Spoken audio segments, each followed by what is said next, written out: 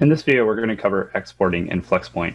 Now, you can export from the products pages, such as inventory, the products catalog, the channel listings, by selecting the Actions tab, then choosing to export. And once you're in this screen, you can then choose what fields you would like to have. So we default some basic product screens, such as images, SKUs, channels that it's on, if you're on the channel listings tab. But you can add additional fields if you would like, such as estimated cost or quantities or things like that. Once you've selected that, you can just simply click export here, and you will get an exported list of all of the products that you have selected. Now, another area that you can export from is the orders page. Now, in the orders page, you get the option to export two different types. You have both a rich export and a basic export.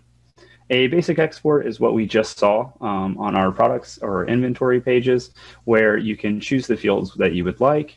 You can give them a custom name if you want. Instead of it being order total line items, you can just call it, line item details, if that's something that you want to do in here. And you can also add those additional fields that we talked about. So if you had pulled in invoices, you could put in your profit amount. You can pull in any tags that might be on them, if you had dated an item or something like that, and then click export.